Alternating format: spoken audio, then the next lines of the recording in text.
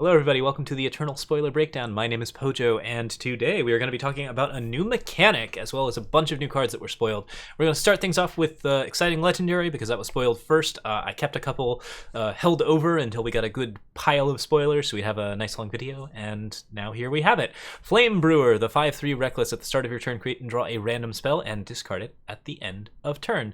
So, as a 5/3, this card, of course, makes cards, which you can then use to fuel discard engines, card draw engines, anything. You can use it to fuel markets. So if you're playing with Ixtun Merchant in particular, I think Flame Brewer is particularly strong. Stat line wise, the card is vulnerable to Torch, which is a bit of an issue, and also doesn't, well, it trades okay, which is nice. That's the one thing that's very, very good about it, is that it's really, really aggressive for 4, and when you're attacking with it, it will probably trade with something. But most likely what happens with Flame Brewer is you play it down, you get a spell, you play the spell, or you don't, and then the Flame Brewer dies, which, okay, there's a couple of things going on there, but the main things are, like, first off, that's a good way to trigger tributes. It's also a good way to trigger good discard effects. So if you're looking for anything in Fire that wants to do tribute effects, Flame Brewer is pretty likely to get like that good attack in, and then your opponent's going to have to trade with it because it generates too much value to be left alive. So either this card gets removed on the turn that it's played, which is usually okay for you at 4-drop. 4-drops are pretty good for soaking up removal for larger drops. And if you're playing into like really, really big mid-range, that can be pretty okay. Then that's sort of where like the value in this card lies. Stat-wise, this card does not work if you don't have a plan for the late game. Like, I think that it's just not really aggressive enough. It kind of has a thing going on where if you're playing it after a bunch of other small units and forcing your opponent to use a lot of removal that way, you can get some benefits from it because your opponents are much more likely to have played through their torches and their hailstorms and their other stuff, and then Flame Brewer can come down as your last card, and it's a big 5/3. It's got a spell attached to it, which may or may not be good. And like, it's also just going to continue to draw spells as an engine and do some cool things with it. You can also do some other like sort of weird stuff with it. If you can find ways to make Flame Brewer not attack without silencing it. I don't think you can permafrost your own units, but like if you have ways to stun it or do something along those lines to keep Flame Brewer from attacking, if you have ways to make Flame Brewer invulnerable to damage or do some interesting nonsense with like Regent's Blade or something along those lines, if there are ways to actually protect Flame Brewer, then you have a cool spell engine for like the sort of Johnny tribe where you're trying to make a lot of combos happen. That's not a particularly effective tactic. It's probably not going to win you a lot of ranked games, but it is going to be a lot of fun, and this card definitely does scream fun. Like, it is a great randomizer in that it is probably not competitive, but it is quite fun to play. It does some interesting things, and like, it just seems kind of exciting. So yeah, could be okay in draft, could be probably not good in ranked, but it's neat and probably does a couple of good things. Overall, I'm not super excited with the design of this card because I just don't need another random spell generator at the moment. But you know, this thing is cute and certainly does create a lot of interesting, cool things to work with. So like, if there's plenty of ways to build around it, it's just not a good card though. But I like it. It's fun. So pretty low on my like list of things to try, but certainly will try it at some point. It ranks around like Dramatist's Mask for me in terms of like things that do stupid things, but maybe aren't actually that good. All right, but you know, like, yeah, there's a lot of dumb fuel that you can put into it. You can throw it into cauldrons, you can do cool discard engines, you can do a lot of stuff. Okay, let's talk about the exciting one, right? So, Coastal Elite 3/2, your weapons can be played on units that are fast. This one is a lot of ridiculous nonsense. As soon as I was looking at this card, I was like, wait, are Spiked Helms good again? Because Spiked Helms were never good, but this is potentially like a thing where they could be. Coastal Elite is a 3-drop 3/2, which isn't the worst stat line, and then it also allows you to play weapons on it very, very quickly to increase its stat line and also to increase the stat line of any other unit that you would like at a speed in which you can dodge removal and damage. Fire removal has never seemed worse, but like, this is just like really, really exciting in terms of what it can do and how fast it can do it. So playing weapons on your units is going to be more important than ever for a specific reason that we're going to get to very quickly, but like, this is a fairly powerful Minotaur in Argenport and Rakano both. that actually makes it so that all of your weapons are like more scary tricks that do really ridiculous things. And keep in mind that Fall of Argenport was the spellcraft set, and we had a lot of good spellcraft cards that got printed, so now we have spells attached to weapons in addition to weapons that can be played as fast spells. The main thing about Coastal Elite is that it's a little bit tricky to play as an aggro card because it does have that kind of weak stat line, so you're going to play it down as a 3 and then it might get killed pretty easily, but like that's really not a reason to vote against it here. Like this is probably something that is actually going to see a lot of play because the ability to play weapons at fast speed is pretty exciting, and like the weapons that you can play at fast speed right now are actually pretty good. Like there's quite a few pretty highly pushed weapons, and some of the ones that aren't pushed are specifically bad because they can't be played at fast speed. So like this is something that really does some cool, exciting stuff.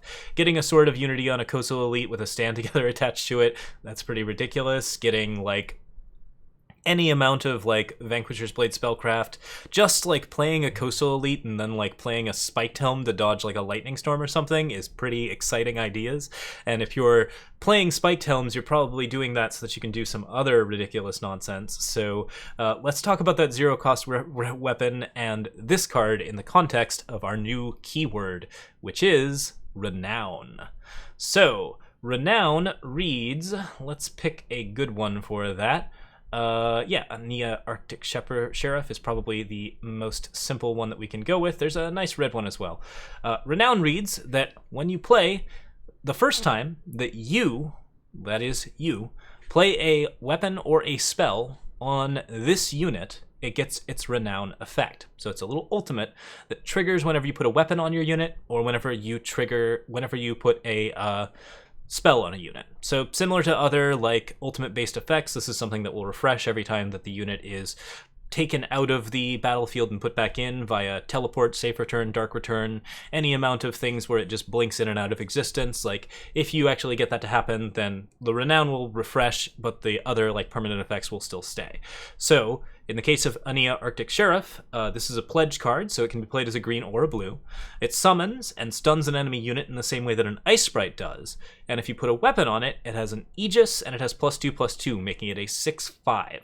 So a 6/5 for 5 with Aegis that also locks something else down on the board, but you have to put 2 cards into it and make sure that that weapon like actually increases its stat line in some sort of meaningful way. So a lot of things going on there. We have confirmation that the green-blue-red faction is going to be called Ixtun, or at least that's what the article says. So green-blue-red is also going to be the Renown faction, and as a result, we have this green-blue card that plays around with weapons and also like really wants to do fun weapon things. So in terms of like 3-color bleed, we are definitely seeing some blue weapons happening and a lot of interesting blue aggro. I'm pretty excited to see what happens with that and what kind of stuff we end up doing with it. Ania Arctic Sheriff is a good example of how like Huru can become a very different faction with Huru gunslingers. Gonna be kind of interesting to see. Okay, so Renown wise, like if you're putting like a Vanquisher's Blade on this thing, it is giving Aegis, it's killing a big unit, it's already got another unit stunned. Ania Arctic Sheriff is something that can really lock down the board.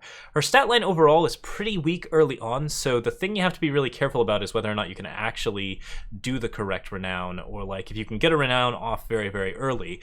Zero cost spells or weapons are pretty interesting here, and like if you're playing that 3/2, for example, that makes weapons fast, like Ania is a good example of a card that you might actually want to run a Spiked Helm for. Like go for a 3/2, play down Ania, put a Spiked Helm on it immediately to give it the Aegis, or like wait until your opponent casts a spell, then Spiked Helm to give it Aegis, and also an additional +3/+3 in stats. You can also use cards like Protect. Any sort of fast spell speed stuff at 2 or 1 is generally going to be very good with Renown cards, and there's some cool things that you can do with that. So like basically interesting buff spells. This card behaves very well with Finest Hour because it gets +5/+5 in Aegis. Like anything where you've got like a lot of really ridiculous stuff going on, there's some pretty cool stuff in it. Finest Hour is going to be a very important card in the next set just because it's going to be a 1-cost Renown enabler that is already a very strong spell. So something to look forward to. Ania is definitely an interesting card along those lines.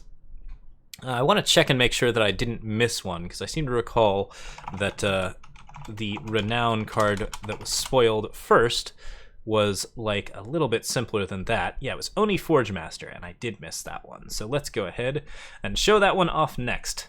Slightly less exciting, but probably a better demonstration of how Renown works. Oni Forgemaster as a 2/2 just creates and draws a +2/+1 weapon. So this is a 2/2 for 2 that if you put like a heavy axe on it, makes a heavy axe. In fact, I'm fairly certain that the weapon that you draw is going to be a heavy axe, since generally when you create and draw a card, it will have this, if it has the same stat line as another card that already exists, it's just going to be that card. So heavy axe, the 1-cost 1/2/1 weapon, if you just like put a katana on this, it'll make you a heavy axe. That'll allow you to trigger more Renowns over and over again, and it gives you some pretty good options for Renown aggro. Obviously, like with Quartermaster and other shenanigans, like you can get some really, really cool things happening here.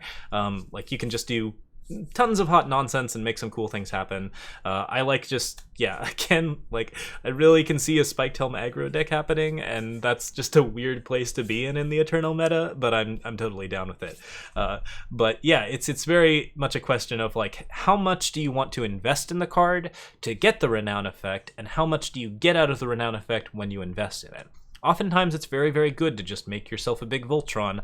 This is a type of faction and a type of ability that really helps you to build those big Voltrons, because it gives you other advantage in other places, and with that other advantage you can do other really interesting things.